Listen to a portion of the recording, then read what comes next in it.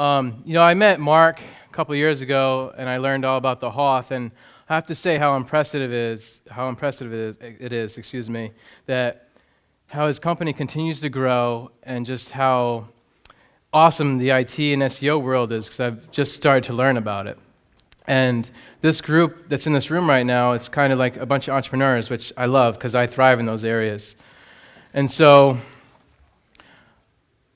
I told Mark, I said, I'm working on a biopic feature film. And I spoke at his office last year, and he said, Greg, promise me one thing. Make sure you give me a seat to your premiere.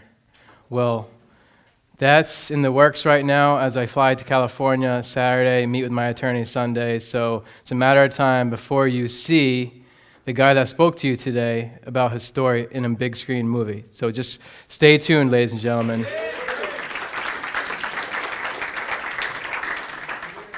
So good morning, guys. I just like to say when people first see me, I like to think it's because I have a face for TV or Netflix, The Punisher, but in reality, it's because my arm's gone. What you can't see, which is why I refer to it as a hidden injury, is the fact that I also have a traumatic brain injury. Many people don't realize that I have a TBI because I work so hard to be the best that I can be. When you're missing 1/5 of your body, every day is a struggle, but you adapt and overcome. For example, how do you cut your meat with just one hand? It's hard, right? You become a vegetarian. Well, anyways, that's not for me, because I'm a carnivore. I need to eat my meat. But so you adapt. The short answer is you adapt.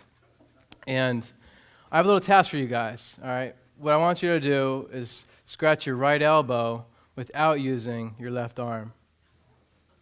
All right, the table, your thigh, yep. See? That's it. You just have to adapt. Once you find a way, it's that easy. And remember, it can be done. You just need to remember that. In the military, we have a saying, stay alert, stay alive. Throughout this presentation, you're going to hear me say, stay alert. I want you to respond with, stay alive. Everybody tracking? Stay alert? Stay alive. Stay alert? Stay alive. All right. This is a good group. This is going to be a good morning. Everybody's here today because they want to be better, do better, make more money, and put your mark on the world. You have goals and ambitions. Nothing is going to stop you. You are going places. Bam! That's how quickly my life changed. 3 seconds. 3 seconds. I was on top of my game, making a name for myself, and going places. I had a list of accomplishments behind me and more goals in front of me. But sometimes life has a different plan. During my senior year of high school, I had an interest in the military. And at 17 years old, I told my mom, I was like, hey, I want to join the military. And she called the recruiter on September 10th, 2001. As we all know, the next day was 9/11. I was too young to realize or equate the severity of those attacks that day, but that was a day this country will never forget. And so I signed the papers November 21st, 2001, while I was a senior in high school with my mom's signature. Because I was already looking to the future, how I could build a great, successful future for myself. And I remember talking to the recruiter, and I said, you mean to tell me today, if I sign this dotted line while I'm still in high school, that my time will count towards my 20-year retirement? He said, absolutely. So my 20 years would have put me at 37. So I already could have moved on to a second career. So already at an early age, I was looking how I could improve my future. And so that graduation came really fast, and next thing you know, at a fresh 18 years old, I left 10 days after graduation to go to Fort Benning, Georgia, where I describe it as like being thrown into a blender. Think about it, you have all these kids from all over the country, different walks of life, so many attitudes, egos, personalities, but one thing the military is good at is they strip everyone down to nothing. So you got all these football players, gangbangers, and all these different mentalities over here, and you guys are all scum. You're nothing. You're nothing. And what the military is good at is they break you down to nothing, and then they build you back up to one cohesive fighting unit. And that's what they're good at. And basic training, this is summer 2002. It was not easy. Every day, every minute, we were getting smoked, push-ups, sit-ups, jumping jacks. You're pushing because the drill sergeant's tired, like all that stuff. And I'm thinking, like, wow, why did I even put myself in this situation? Why did I do this, And at that time, you're young, you don't know much, so I was just going with the flow, and I'm a competitor. So I've always done the best that I could at what was put in front of me. And that got me a spot, top 4 of 250 guys in Delta Company 247, graduating class of summer 2002 in Fort Benning. Then I went on to go to AIT, which is Advanced Individual Training, which is your military occupation specialty, pretty much your job in the military. Graduated that was in Texas, and this is end of 2002, okay? And I got assigned to my unit, and we're in Afghanistan at this time. January 2003, I received a phone call. I had 72 hours from that phone call to get my affairs in order. Why? Because we're deploying to the Middle East. So when I deployed to the Middle East, they actually sent me to Fort Drum, New York. All right? Let's see here. How do I engage the slide? Do I got to turn this thing on? There we go.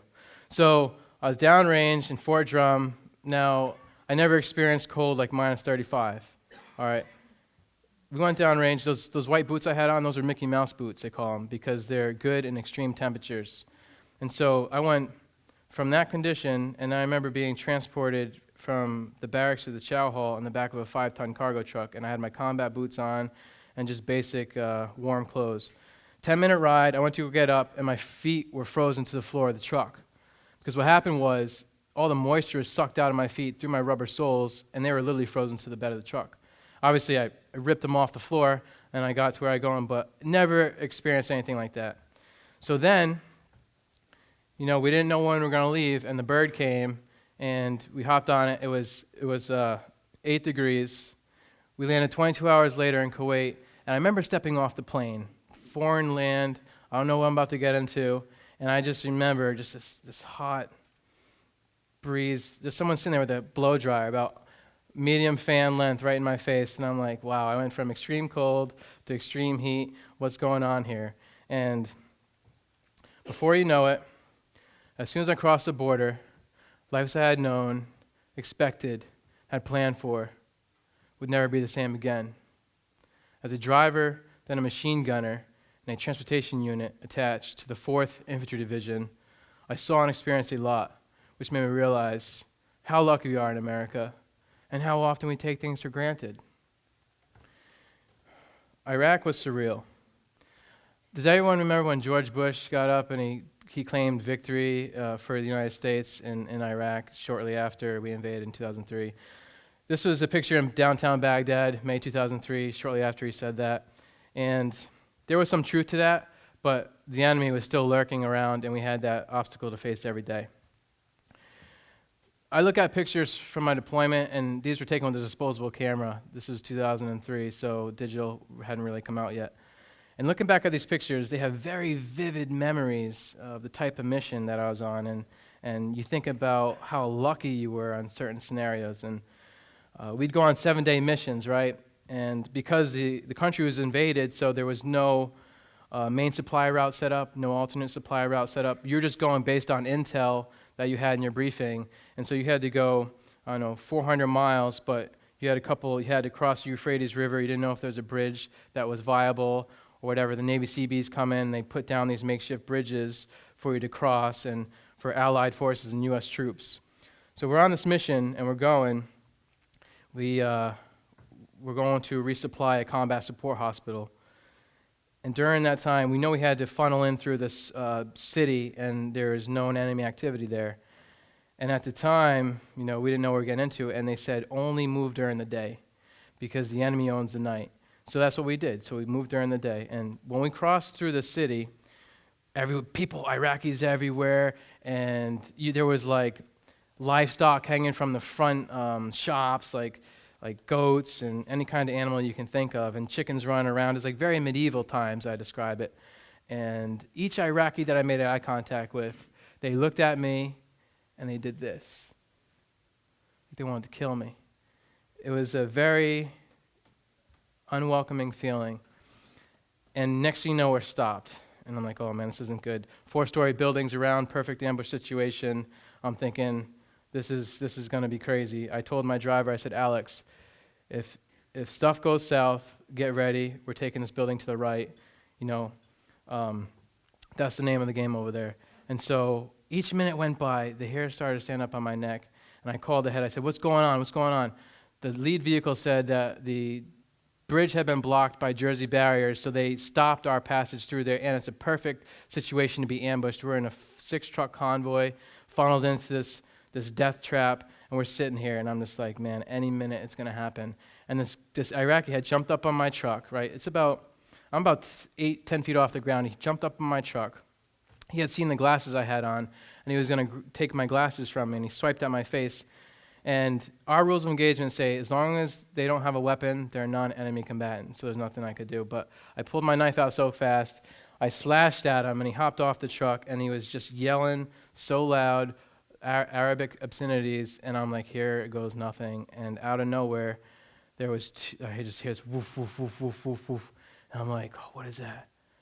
And it was 2 Apache gunships coming back from a mission that saw the dire situation that we were in. We were trapped, we were funneled there, and stuff was about to go south. And the enemy knows the Apache gunships, it puts fear in them because they cannot figure out how this gunship can see them behind walls or at nighttime. The simple answer is they have infrared vision, and the enemy's afraid of them. So those helicopters flew about 50 to 100 feet over the rooftops, providing overwatch for us to get us out of the situation. And my whole deployment is small stories like that. It's wild over there, and I'm very lucky that I made it out of some of those. When we weren't dealing with that, we had to deal with other factors in that environment, and one of them is dirt devil. Anyone ever heard of a dirt devil in here? Okay, a few of you. What it is, it's like a small tornado, right? And they just pop up out of nowhere. And I seen them literally, like they pick your tent up and they pop it back down, but everything on the inside is scattered everywhere, and you see there's little scorpions running around. I mean, it was crazy what they do to your tent, just make your day miserable. Then, as you can see, each day at around right before sundown, the enemy would come up to the outside, drop a few mortars in the tube, shoot them into the base, and then run, get out of there. So we made these makeshift bunkers, and that's what we went into when those mortars started coming in. Sandstorms were a little easier because you could see them coming about 90 minutes away, so you could prepare for them. Only during the day, because at night, you can't see them coming, and they're just brutal. And you better make sure you have the right gear, so goggles, a bandana, because if you think about it, think about 50-mile-an-hour winds just blowing sand at you. It's not a good feeling. And then you're in the back of a truck, you're going 40 miles an hour, so that's magnified times 2. It's just such a hard place over there. And, one of the other things is when I had downtime, what I'd do is you're wearing the same uniform for weeks on end, and you're sweating, you're dirty, you're full of sand, and so when the water's available, I'd wash my uniform by hand, and you'd be amazed what it's like to put on a clean uniform. It's a morale booster, it really is. And so lucky for me, I was always moving gear, so I always had some shade to go under, and that's what you see right here. We took over an old Iraqi airfield, and we camped out there for a few days, and that was the operations. But the enemy, so when we leave to go on the next mission, the enemy already adapted. So what they used to put on the side of the road was a rice sack full of RPG heads with the detonator in there, and someone spotting you with binoculars 400 meters away. As you drive by, they detonate it. All right, they pepper your trucks, they pepper you with shrapnel. Then they took it a step further. They saw the machine gunners, like we were exposed from the chest up. So they saw us go under the overpasses, so they ran invisible wire underneath the overpass, and a couple guys got decapitated, which was such a horrific thing. And theater-wide, they said each lead vehicle of every convoy had to have a 13-foot braking bar, which would break anything in the way of the gunner, that's exposed. And that's just how the enemy was doing it. They would adapt. And the next thing, I remember being on a mission, we're driving, I'm the third truck in the convoy, and there's sharp objects in the road. There's metal, there's debris, there's nails, there's everything that can pop your tires, damage a truck, and everything in your instinct is to avoid it. You want to drive off the road, right? You don't want to drive over that. Well, they put that in the road so you can drive over the bomb they buried, the IED, the improvised explosive device. All right? My squad leader came on the radio, stay on the road, don't abort the road. And we did, right? We got to where we were going, we briefed on it, that's the enemy, that's their rule right now, that's what they're doing. On the way back from that, we saw a convoy that was less fortunate, and they took a big bunch of casualties for falling into that trap. That was the name of the game over there. Stay alert. Come on, stay alert. All right, because complacency kills, I'll tell you that right now. And so the heat, too, I'll tell you the heat, it peaked at 150 degrees in July for probably 2 weeks. And I see this picture right here, I just see how mentally exhausted I am. You're probably talking minimum 4 hours of sleep a night, if that. But it was so hot that I specifically remember I couldn't wear my dog tags, I couldn't wear a watch, because think about it, that's at 150 degrees. That'll burn your skin. And at one point, when we started to get mail, I would ask for Easy Mac, which is a microwavable macaroni and cheese. I'd put it in a container with water, and I'd put it on top of the tent, right? And in 20 minutes, those noodles were edible enough to be eaten. That's how hot it was, just to put it in perspective. And I was at one point, when water was available, I was drinking 17 liters a day, which is equivalent to 4 gallons. And that wasn't even enough. There's our tent camp that we lived in. It was like, you dealt with that. You dealt with the creature. When you weren't on the road dealing with the enemy, you were dealing with the wildlife there. And, it was brutal. It sucked. And, it's just part of the process. And certain sights, sounds, and smells will never, ever leave me. And one of them is, each morning, E4 and below, which is the ranking structure. You have your sergeant, then you have your E4, private. There was a ship burning detail, all right? And what that is, there's an alphabetical roster, and so if you're on the roster, every morning at 04, you had to go out to the outhouses, pull the bins, pour diesel in them, burn until it's ash. And right around, you could see at 4:45, you could see these black plumes of smoke coming across the camps. But when you're living like that, you have to be sanitary, and that's just part of the process of living like that. And so it just made everything harder. When we weren't doing that, there was a thing that we dealt with, was who's heard of a camel spider before? A couple people? All right. So that was another thing we had to deal with over there. The biggest one I seen was about the size of my hand, all right? And they're called camel spiders because they jump up to 10 feet, and they feed off the insects on the camels. But they also carry diseases. And so they were everywhere. And each time I saw one, I would always think the thing jump at my face, It was like an eerie feeling. And so when you want to see grown men leave the tent, have a camel spider come through. This one day we were walking through the tent to go to the hooch, which is the common area. And while we're doing that, my buddy, me, and 2 other guys, and my buddy's like, he stops. He's like, there's a camel spider there. I don't want to go. Of course you don't want to go, because they're aggressive, They're aggressive. You don't know what they're going to do. And I'm like, get out of the way, man. I'm going to stomp on this thing. So I'm walking up to the camel spider, right? I'm like, I got this thing. My foot's right here. I'm very close. The thing's just looking at me. And I'm like, this is such an eerie field, right? The thing is about the size of my head, I stomp on it, right? The thing backs up on its hind legs, right? And it hissed at me. I was like, holy moly. Hey. I sat there, I froze. I was like, I just can't even believe I saw that. And the guy in the back, all the way in the back, was so freaked out that he turned around, ran out the tent, and forgot the tent pole was there, and he knocked himself out.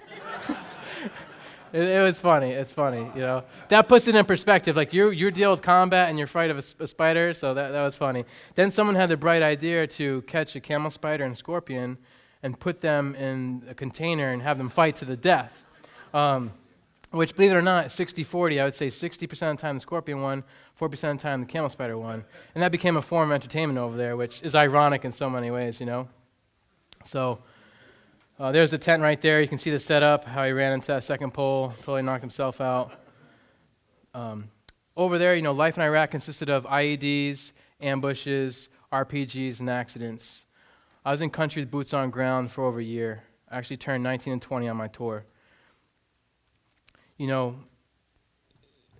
I made it home and realized how lucky I was and blessed to come back in one piece. And military exceptionalism, I'll tell you what that is right now. We had the big guns, we had the will to win, and that's why we did what we did over there. And when you equip your troops with keys to success to win, they're going to go out and win for you. And so I'm very lucky and blessed to have made it back. I didn't lose anyone from my platoon or my squad. And as I said, we count our blessings every day because it could have easily turned and for the worse. So I came home, collected my medals and accommodations. I re-enlisted in the military again for another 6 years, achieved the rank of staff sergeant, graduated Air Assault School. My career was going really, really well. Things were going well, to say the least. Me and my buddy were both home at the same time. He had came back from Afghanistan. I was back, and we were like, hey, let's go to this car and bike show today. I mean, I loved riding my motorcycle and stuff like that. And we're like, yo, this is awesome. We're both getting ready to deploy again, different areas, Afghanistan and Iraq. And, we were at the park, and I saw thunderstorms coming through. And if anyone riding here, anyone have motorcycles in here? Okay, in the back. When it rains, it's slippery. It gets a little dangerous. And so I don't like riding in the rain. So I said, hey, do you mind leaving early to get out of here? He's like, yeah, sure, no problem. Let's go. So we left the park. On the way home, we're at an intersection. The light was red. We stopped. Hey, good luck on your next deployment. I'll see you when I come back. Godspeed. Light turned green. We left. I came up over the overpass. He got on the highway. I stayed straight. And in 3 seconds, I went from being in control of my life to fighting for my life when a car entered my lane of travel. From what I'm told, the scene was so graphic that there were first responders throwing up. Lucky for me, I was in the best shape of my life, both mentally and physically. An ambulance was on scene within 2 minutes. There was an off-duty nurse who blocked me with her car, and she knew not to move me. Thankfully, she didn't move me because my arm was practically ripped off. My subclavian artery was severed. I was bleeding to death. And so the ambulance did what they had to do, packed me up, brought me to the ER on a Sunday. So very little traffic going to the main trauma center, which was a blessing. They called in my injuries, and the EMT came up to the ER with me, because his equipment was still attached to me. And I know this because I met him 2 years after and thanked him and stuff. And he said, he filled in a lot of blanks. He said, on the way to the hospital, he had actually given me a cardiac massage through my chest cavity because my heart was exposed. And I had literally bled out, and he pumped me full of so much saline that the normal human blood pH is 7.4, all right? Once you fall under 7 pH, it's not conducive to life or survival because there's no oxygen in your veins. When they took my blood pH at the ER, it was 6.87. I took multiple injuries. I took 101 units of blood and blood products. As a matter of fact, in the first 4 hours of operation, I took 36 units of blood, and that number later climbed to 101 units of blood and blood products. So much blood that my blood type went from O positive to O negative. Because your bone marrow is responsible for your blood type, it's back to O positive now. The list of injuries were extensive. 4-quarter amputation, which is the arm, shoulder, clavicle, and scapula. There was a puncture wound that missed my heart by an inch. Broken bones in my neck, they thought I was going to be paralyzed. Dislocated wrist with nerve damage, puncture wound to my left knee joint, ribs so badly damaged, my lungs were smoked. I was on a last-ditch ventilator. I was not breathing. Anyone heard of the Glasgow Coma scale? It's in medical shows, okay. So it ranges from 3 to 15. The lower the score, less likely the recovery. So I'm going to go over with you my score. So when they diagnosed me, I had no eye opening, 1. I also, no verbal response, 1. No motor response, 1. That's a 3. And I have a study of 57 patients that were GCS 3. Not one survived. So I had that going for me. Also, the trauma surgeon had projected a 1 in 2,000 chance for survival and even less than that for recovery. On a pie chart, that's what those odds look like. And if you're making a bet, you're going to bet that orange moon color because that blue, highly unlikely, right? So I was up against all that. And soon, you know what? I had no idea I was in a coma. No idea. I don't remember the impact. I don't remember nothing. what I do remember is when I finally started coming out of the coma, right? Who in here has had a bad dream before? All the hands should go up. Everyone's had bad dreams. You know when you're having a bad dream, right? And you're yelling for help. And you're yelling for help. And no matter how hard you yell, nothing's coming out of your mouth. Right? So, my muscles are so atrophied. I had broken bones in my neck, I had a neck brace on, tubes down my throat. And when I tried to get up and take a deep breath like you do when you wake up from your bad dream, I didn't have the strength to sit up. I saw the people, but I couldn't talk to them because there's tubes in my throat, and I was literally stuck in a bad dream. And that was so horrific. You know, it was such a horrific time in my life. And it was like the movie 50 First Dates. It's like every time I woke up from like a 10, 15-minute nap, they had to reorient me to like my situation.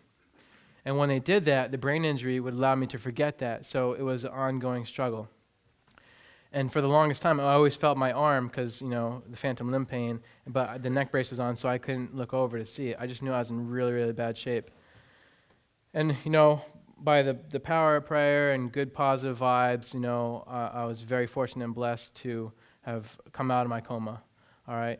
And my family and friends were so, so happy, so, so happy. And I had no idea what was going on here in this picture. I had no idea. It was terrible. And so you go from the guy on the left, all right? The guy on the left, successful, accomplished, young 24-year-old combat vet that's going places and doing amazing things. Then you have the guy on the right. What just happened? I'm trying to piece this together. How did I get here? I don't have no memory. Like, who am I? I'm weak. I'm beaten up. I can't take care of myself. I need help taking a shower. You know, I do an activity of daily living. You go from the guy on the machine gun, rear security, to now a broken, malnourished individual. Like, how do you come back from that? You know, how do you come back from that? So, in the VA, as soon as I was stable enough, they transferred me to the VA for physical therapy, speech therapy, occupational therapy. I had literally learned everything all over again like I was a newborn baby. In that process, I had this overwhelming feeling that just took over my mindset and my body, and I didn't know, but it was a depression. I had no idea what depression was until my injury. All I knew was the life that I worked hard to establish was as mangled as my once pristine body. If I went outside, I would hide within my hoodie. I was embarrassed and self-conscious. I'd look away when I talked to new people. The self-pity didn't last long, however. My mom would not allow it. Quickly, she recognized that I had lost belief in who I was, a smart, determined military veteran who had already overcome so many challenges in life. She reminded me that I was Greg Reynolds, the same determined warrior who accomplished his goals, did not hang his head, and pursued new challenges with diligence. Just because my body was broken did not mean my inner spirit was. I still had the same drive, determination, and perseverance. I just needed to find it again. Could I find it again? So that's what I did. With help from friends and family, I dug real deep to my core. Real deep. And the stronger I got, the more my old self I was.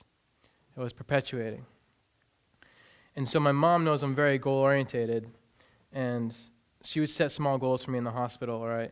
So I remember taking my first steps out of the wheelchair. My feet were pigeon-toed because I was in bed so long. I'd take 5 steps, sit down, 5 steps, sit down. Then I graduated to walk down to room 202. Then after that, walk down to the hall, take a right. And that's just how I progressed. Daily tasks. And then next you know, in therapy for over a year, I told my PT team, I said, don't release me until I can do a jog on the treadmill for a mile and do 3 one-arm push-ups. And so I worked at that. But in that process, you know, I never cried so much in my life. And I'm not a big emotional guy, but I just felt like, wow, how happened? How did I get here? I couldn't just process it. So very suicidal, I'm not gonna lie. I wanted to end it. The pain I was in, the suffering I was in, and all that stuff I left overseas to come back and get hurt stateside. Unbelievable. So it just sucked to have that mindset. And, my mom made me a promise one day, and she said, Greg, don't do anything stupid. Give yourself 1 year from today. If you still feel this way in 1 year, I'll find a way to take you out of your misery. And I'm like, oh my God, wow, did she see something I don't? This is crazy. I can't believe my mom just said that. But all I knew is I was looking for a way out. Man, it sucked. I was deep down, and all I was looking for a way out. And then, I thought about that, and I was like, I never quit anything in my life. So why quit now? I'm not a quitter. And so I worked on my therapy, I did my stuff, and, just worked hard. And so I worked towards those goals, and then, my day came when they said, Greg, your year's up, we're going to discharge you. Let's see the jog and then the push-ups. And I knew I could do 5 one-arm push-ups with my right arm and 5 one-arm push-ups with my left arm prior to my injury, so I knew it was possible. So I remember knocking out my 3 one-arm push-ups, and at that point, I was like, all right, I'm ready to get out of here. And after that, I developed, I was facing adversity. How do I overcome adversity? And I was forced with that because my arm wasn't coming back. And so I'm telling you today, the only way you can come over adversity is you got to want it. You got to want to get through your struggle. You got to want to get through your barrier. Whatever's holding you down, whatever you're afraid of, you got to want to get through. And you have the power to make a choice. Because don't forget, at the end of the day, you have a choice to make. All right? You can be the victim of your circumstances, or you can rise above that and be the victor. The choice is yours. And so I just worked at my stuff. And you go from a coma to now I'm on a national softball team comprised of combat vets, and everyone's missing a limb. And it's very hard for me to play on the team because most of these guys are missing their legs. And it's very hard missing my arm. And so I developed a way to play at a high competitive level, and that's what you see me doing here. And like the poster says, it is possible. You just have to choose it. And there's 3 very powerful words at the bottom of the poster, and they're determination, dedication, and discipline. Those will get you to where you need to go. Because think about it. If you're not determined to get to where you want to go, you're not going to get there. If you're not dedicated, well, there's always tomorrow. And if you're not disciplined, well, why get up at 4 when you get up at 9? Very powerful. And if you commit, you will succeed. All right? Because, let's face it, the only time success comes before work is in the dictionary. Because success just don't fall in your lap. You have to work for it. The way in which we operate is a manifestation of what we believe is possible for ourselves. So if I thought I couldn't do those 3 push-ups, well, guess what? I'm not doing those 3 push-ups. So after I did the 3 push-ups, I'm still in the military, how am I going to pass the Army physical fitness test? I needed to do a 2-mile run in 16 minutes, I could do. I needed to do 60 sit-ups in 2 minutes, I could do. How am I going to do 42 push-ups? 42 push-ups? You kidding me? Well, guess what? Worked at it every single day. I got to 30, 40, 42. I got to 42 and I passed the PT test, all right? They said it couldn't be done. Well, this guy did it. And after that, when I've done my best, I always aim higher. And I hope you guys, when you do your best, that you aim higher, and I encourage you to aim higher. Because to this date, does anyone want to guess how many push-ups I can do?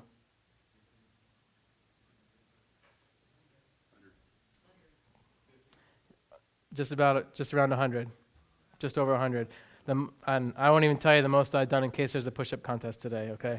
So I don't want to give any intel. That doesn't need to be shared.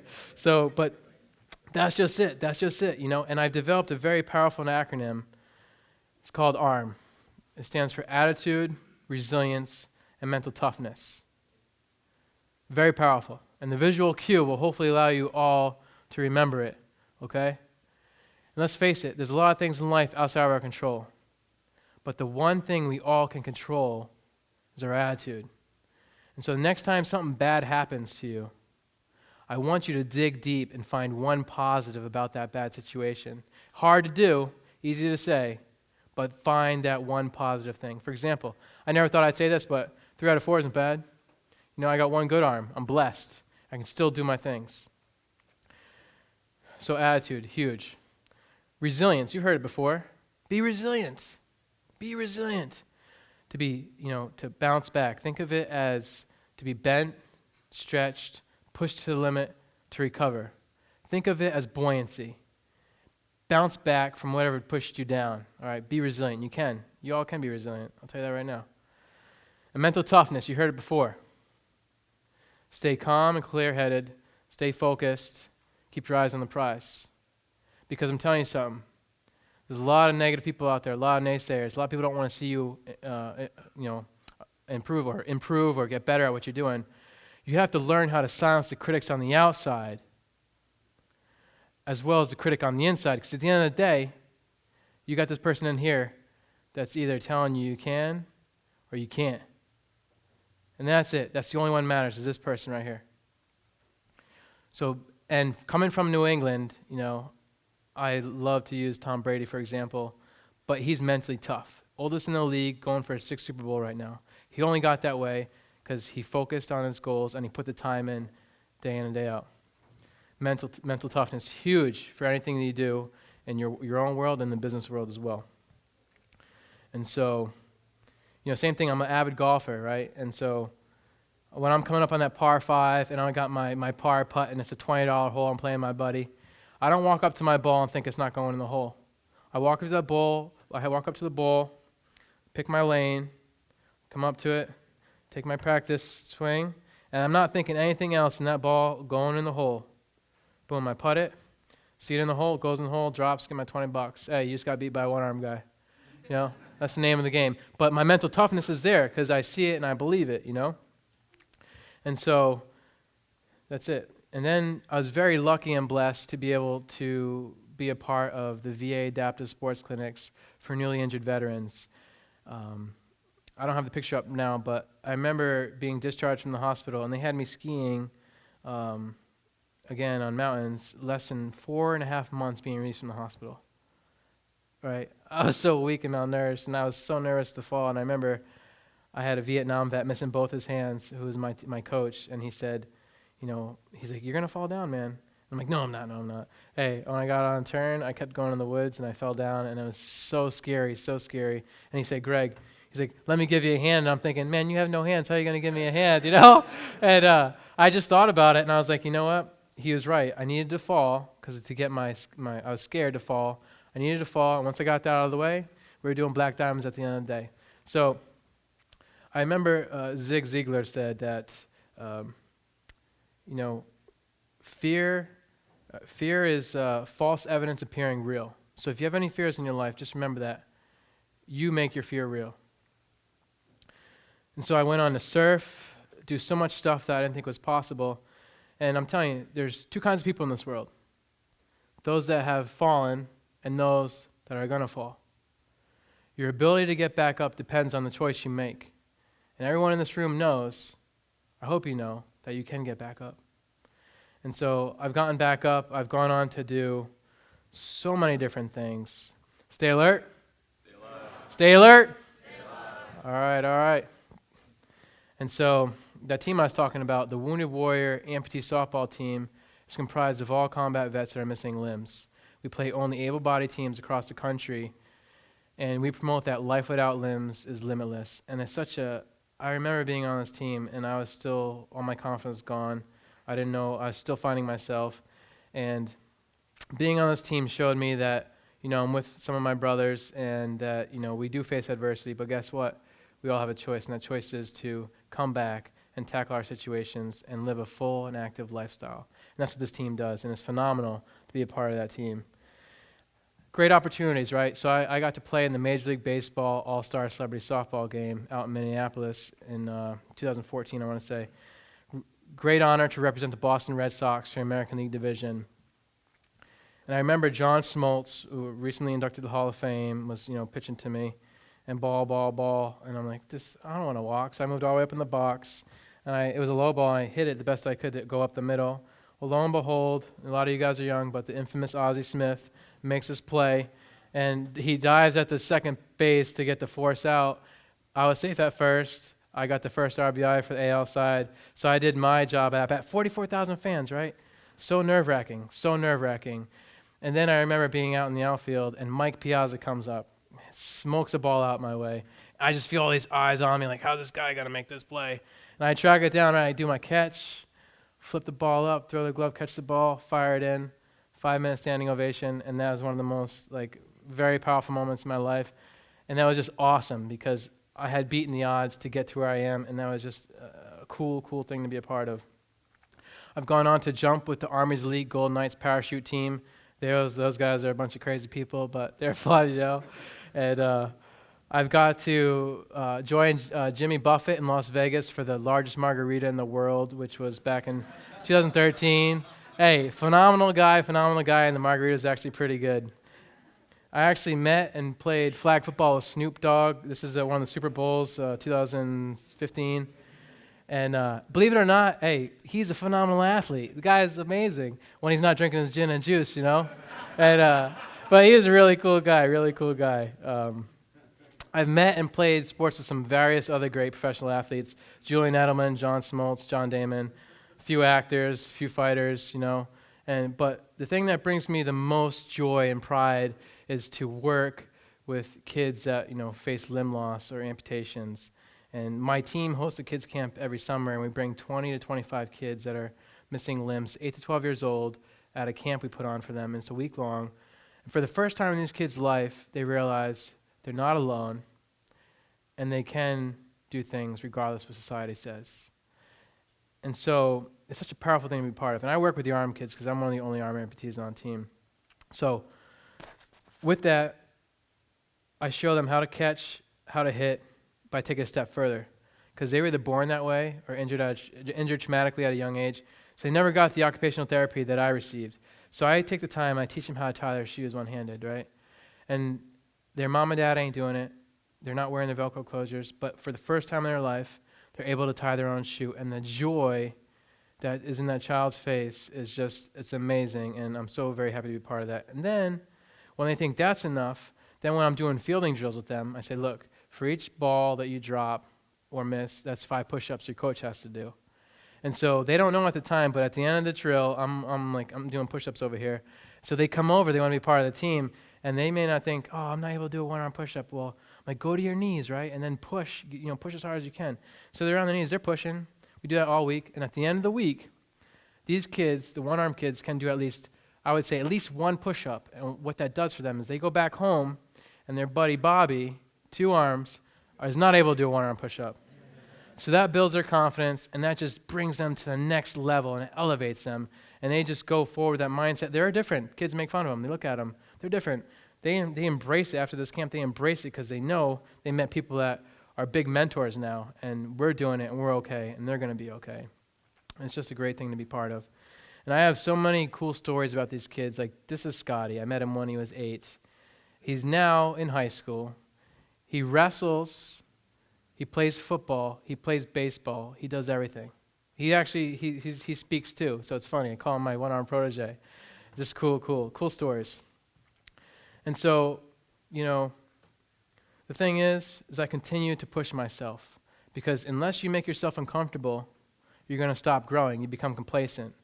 And complacency, like we said, stay alert. All right. It's a bad thing. So I continue to push myself. I've done Tough Mudders, which is, for those that don't know, it's 10 to 12-mile obstacle course. Pretty tough.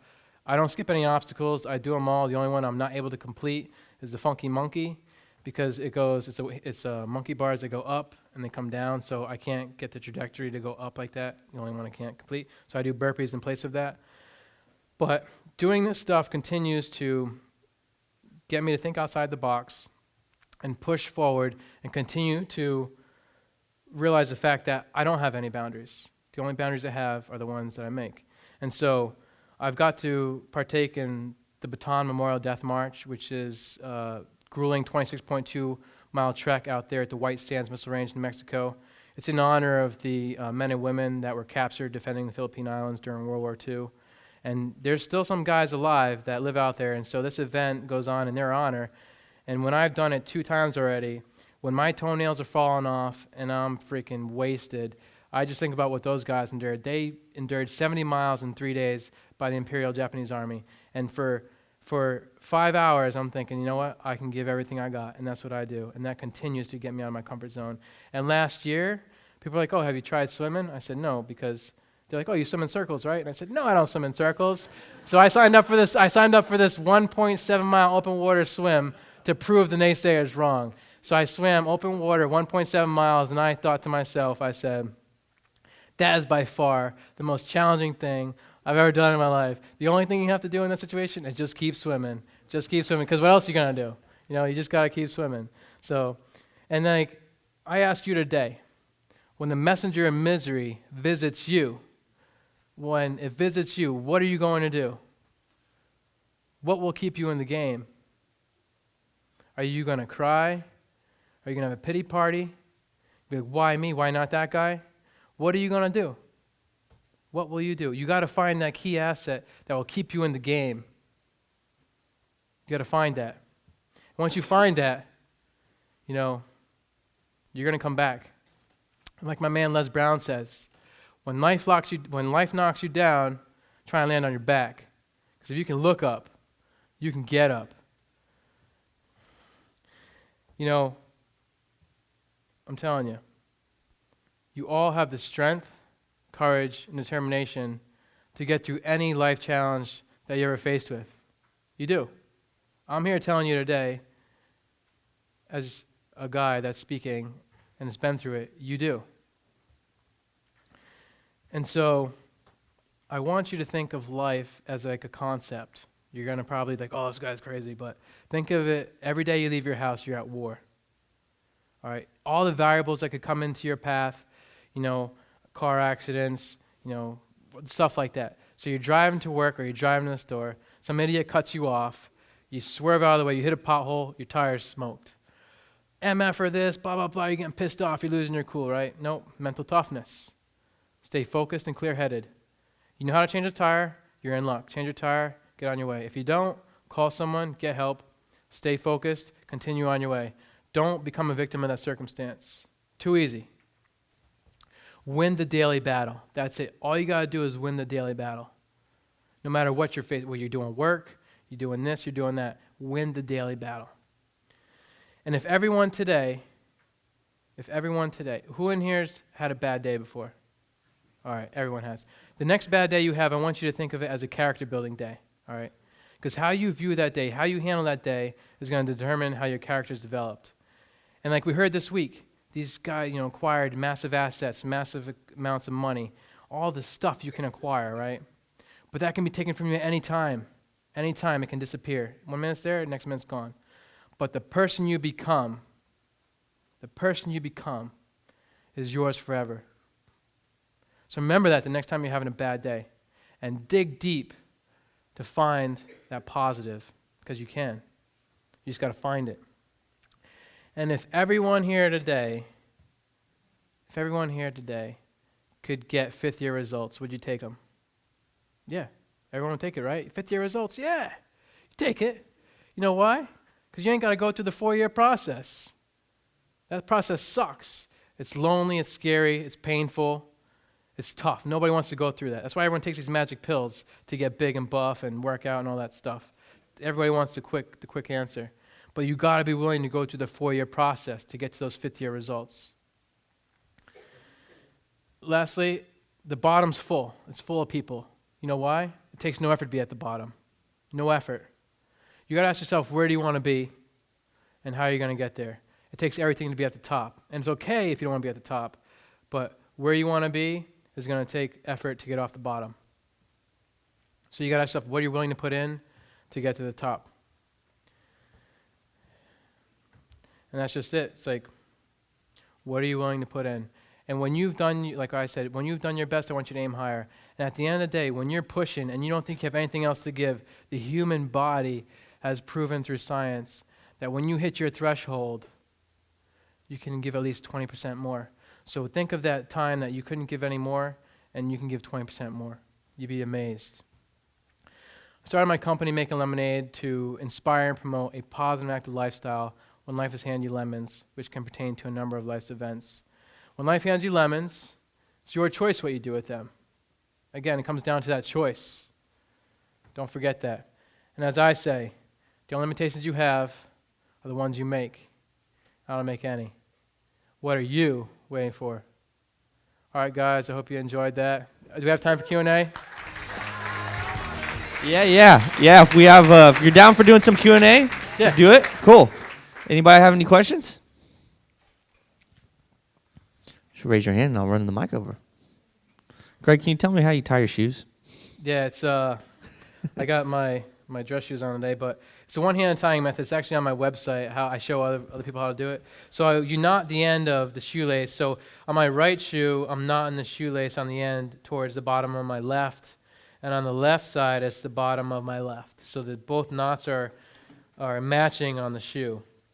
And so I run the lace all the way through, and I put it to the right side because I have my right arm, and then I tie. So I bring the lace through, loop it in like the bunny ear, and I pull it tight. If you want to see it, you can go to my my website, makinglemonade.org. It's cool. Cool. We got any other ones? Oh, back here. I guess talking about making comebacks, would you ever ride a motorcycle again? You know what? I would, because you know what? The passion's there. I love it. It's like, it wasn't the motorcycle's fault. It was the other people on the road. And I was a very good rider, man. Very good rider. And that's what killed me so much is like, did I do everything I could to avoid that? But when someone blows a stop sign, you know, and you have limited time to react, and I'm still alive because I made the right move, thankfully. If not, they said my body would have impacted the center of the car, and I would have been dead on arrival. My body would have had nowhere to go. So I would ride again. And actually, I partake in motorcycle runs, and we promote that, we promote that check twice, save a life. Motorcycles are everywhere because, believe it or not, I didn't know until I got hurt how many people die each year from motorcycle accidents. And it's usually 90% of the other time the driver's making a left turn in front of them. Yeah. Anybody else? So with that, I still ride quads, dirt bikes, snowmobiles, jet skis. I still all that because you know what? I still can and I love it, you know? It's a little difficult, but I do it. Got any more? I'll run the mic over there. One sec. The Wounded Warriors campaign, obviously, you deal with it firsthand. How much of the money actually gets to guys that need it? And So, all right. is it a good program? Is that stuff really work? And is it getting truly to the guys that need the help and need the money and things like that? So I think you're talking about the Wounded Warrior Project. Yes. They had a lot of heat for the way they managed their funds. The CEOs were getting paid lots of money. They're throwing extravagant parties at big-time hotels. They kind of restructured that. They fired the CEO and president and hired new people on. My team isn't affiliated with them. My team is the Wounded Warrior Amputee softball team. It's its own 501c3 nonprofit. So we don't relate to them, but there's a lot of Wounded Warrior charities out there. And because of Wounded Warrior Project and how much heat they took, and they were so powerful for so long, that they actually drowned out a lot of the smaller charities that were doing good for the guys. And you see WWP up in Walter Reed Medical Center, Brooke Army Medical Center. They're there for the guys when they're first injured, right? Then they have programs for them to continue to be part of, and that's what that program does. I still get emails, and they put on retreats, and they do good. You know, they do more good than they do bad, and unfortunately, they got a bad publicity from that venue, but believe it or not, they do some good. But there's other charities out there that would benefit more, that help more of the local guys. What are some of the other ones? So you got Challenge Athletes Foundation, you have Marine Semper Fi Fund, you have Green Beret Fund. So they're just smaller entities, but they're more closer worked with the people in the program. Wounded Warrior, they're so big. And unfortunately, the wars have been going on for so long now. You go down to Brooke Army Medical Center in Walter Reed, you're lucky if there's 2 or 3 guys on the floor there, because we've evolved so much in our technology to fight these wars that when these guys get blown up now, they're in such up-armored vehicles and all this armor that they're surviving now. And they're not losing 3, 4 limbs, you know. So they're surviving now, and that's why there's not many at the hospitals anymore, which is a great thing.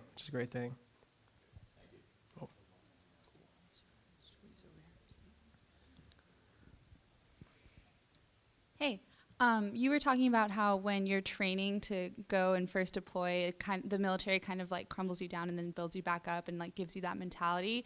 Would you say that after your injury, you were at the VA, right? Yeah. That spirit was still there with like everyone else being injured and kind of getting through their process as well? Yeah, the military was a big part of it because the military kind of shaped me into, like I said, I joined at 17. I didn't know anything else, and so the military shaped me to have that mindset, to never quit, never give in, and just to finish the task at hand and march forward until that task is done. That's the bottom line goal, is to get that task done. And so, and like I said, quitting is too easy. They don't condone that in the military. So that's... At the very beginning, you mentioned how you were talking about a movie or with producers about it, and I was just wondering what was the process that got you into that talk and that negotiations? So, when I was first injured, people heard my story and like, wow, man, you didn't get hurt in combat, you got hurt in between tours, and your survival and your will to live and win, and like, it's an amazing story. You should write a book. And I was like, I don't want to write a book. And my mom is a writer, and she thought, why not write a screenplay? So she educated herself enough to write a screenplay, and it's phenomenal. And I positioned myself in ways that, doing high-level events, I've met people out in LA. I've met, producers and stuff. I've been on the Punisher series, and I've met people in the industry, and I tell them about it. And it wasn't until you have something concrete that they'll listen to you. Well, now, the biopic feature film, we have the completed screenplay, and now we're working on our pitch packet. It's a process. Hollywood is dirty. They politics everywhere. But America, they really do well with true American inspirational stories. And that's what I think, and I believe, and talk about manifestation. I've been manifesting this for a long time. In order for your dreams, your dream is in your heart for a reason. It's in your heart. No one else is going to make it come true. It's up to you. And so that's been a dream of mine, to share my story like that. And each year I think I'm ready, but I'm not. It propels me for the next year. And now I'm at the stage. This June will be 10 years, and most true stories, movies based on true stories, are done between 10 to 15 years. And so now it's my time. So stay tuned. Got any more? Okay. If you can yell, so I don't run over there. Hopefully I didn't miss it, but what are ways that we can, like, if we want to either support you or something you believe in, what are some of the best things that we can do to be a part of that? So on my website, like I said, I do a lot of give backs, to the less fortunate and stuff like that. There's a link on my website that has, you can make a donation, and you get an autographed poster. You can pick which poster. Well, right now it's just that one I ended with. And just spread the word, man. Spread the word.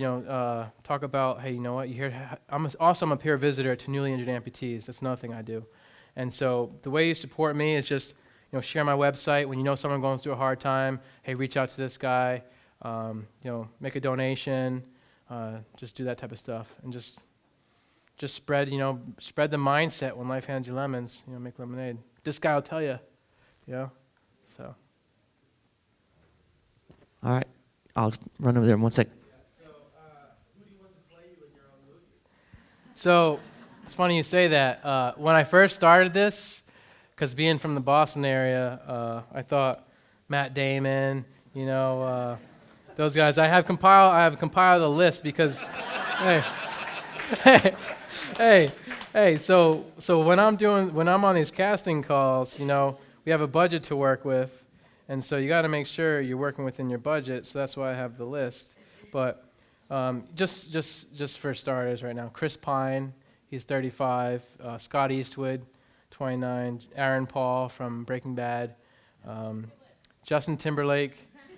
Channing Tatum, Wilson Bethel, and Chris Pratt. That's currently it. But then I'm thinking, what if there's an up-and-coming actor who needs his big break?